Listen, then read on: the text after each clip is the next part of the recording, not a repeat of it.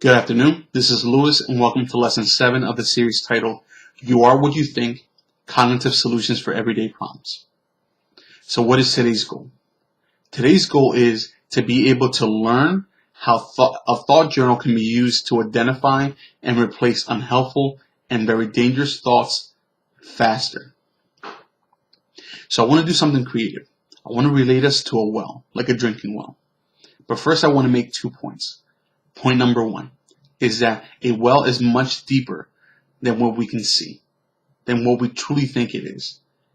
And number 2 is that a well is useless if the product inside it, the water inside it, is contaminated. Now, how does this relate to us? How are we like a well? Number 1, we're like a well because we are much deeper and much more complex and complicated than we think we are. And number 2, it's hard to function, to live life, if our thoughts are contaminated. It's hard to reduce depression. It's hard to avoid depression, to avoid anxiety, to avoid stress and uncomfortable feelings if our thoughts are contaminated. So just like a well, where you have to go deep inside to clean the water out, we have to do the same thing with ourselves. We have to go deep inside our thoughts and start cleaning out and getting rid of contaminated thoughts. Remember the 8 unhelpful thoughts that we talked about earlier?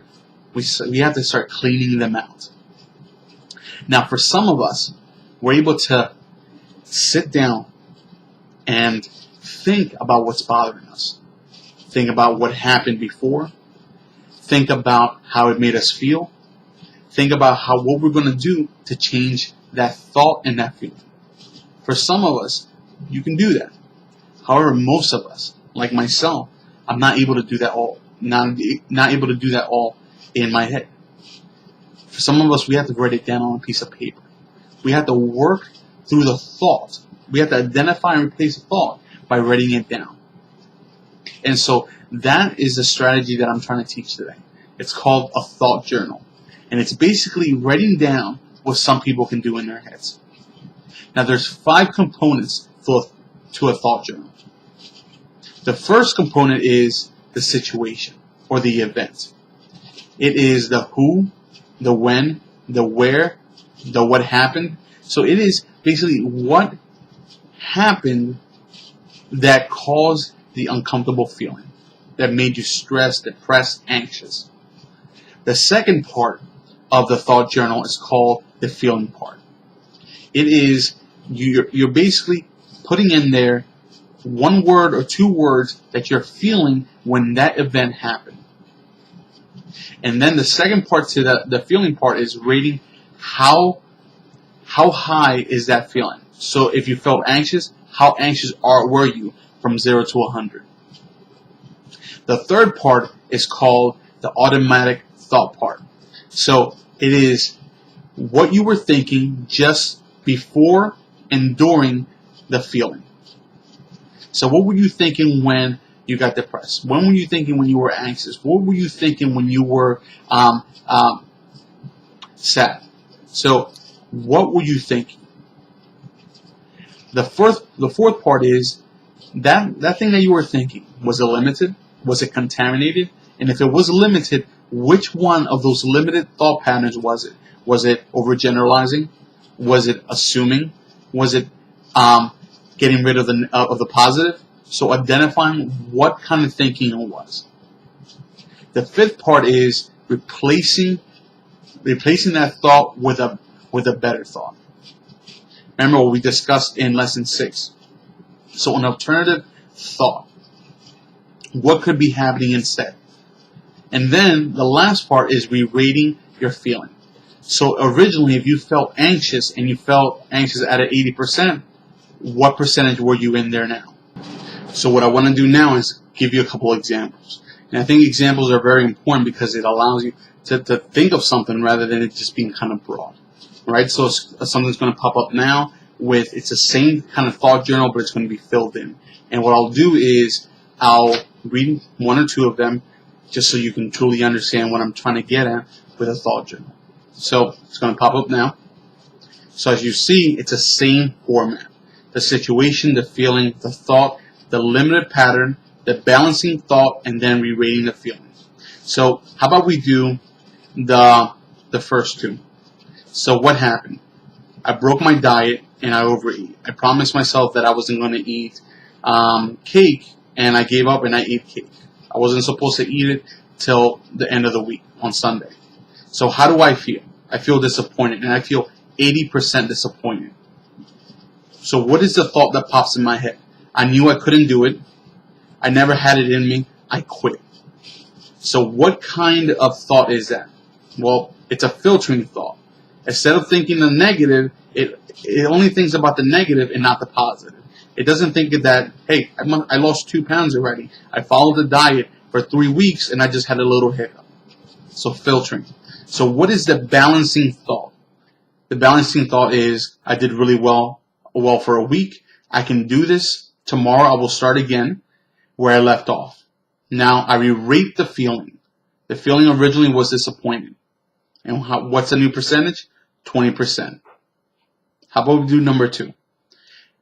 What was the situation? A family member, let's say your aunt, hid something from you.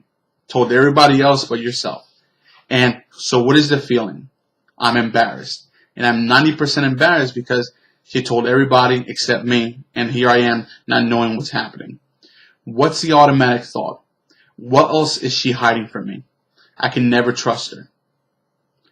Now, what is the limiting thought? Overgeneralizing, making assumptions off a single event. So because I couldn't trust her then, I can never trust her. So I'm making one situation into an always thing. Now, what is the balancing thought? Maybe there's a reason. She normally never keeps things from me. I'm going to ask her why. So you see, for the overgeneralizing, the balancing thought is percentage. Does she always hide things from you? And if she doesn't, there's the new balancing thought. She normally never keeps things from me. There must be a reason why. And now I re-rate the feeling. I'm embarrassed. I'm still embarrassed, but I'm 50% embarrassed. So as you can see in both examples, the feeling dropped down. The feeling that was strong and can cause us to do very reckless things, it was reduced when we were able to change the thought. So that's the goal of a thought journal. It basically is to clean our thoughts, contaminated thoughts out, clean them out on a daily basis so we can reach our goal faster. So if we don't do this on a daily basis, those contaminated thoughts, those are going to get worse, are going to get more and more and more, and it's going to be harder to get rid of them. So we want to get rid of them on a daily basis, and that's going to reduce stress, that's going to reduce anxiety, that's going to reduce any type of feeling that's going to keep us from our goal. Now, here's the homework. There is a link in the bottom for a thought journal, a blank thought journal that you could fill in on a daily basis. You print it out and you fill it on a daily basis. However, you don't have to use that template. Just use the principles of situation, feeling, thought, limited thinking, and new thinking. Use that concept, but all you have to do is go to the dollar store. Go to the dollar store and spend $2, one on a notebook and one on a pen. And what you want to do on a daily basis is you want to start writing out what you're thinking on a daily basis. And as you write it out, which ones are contaminated? What thoughts are contaminated? Which ones are not? If you find out that on a daily basis you're having certain thoughts that are keeping you from your goal, you want to replace them. You want to write it down and replace them by putting the new thought out there. And you start acting according to the new thought. So you understand? A thought journal is very effective for us that are not able to think things out in our heads.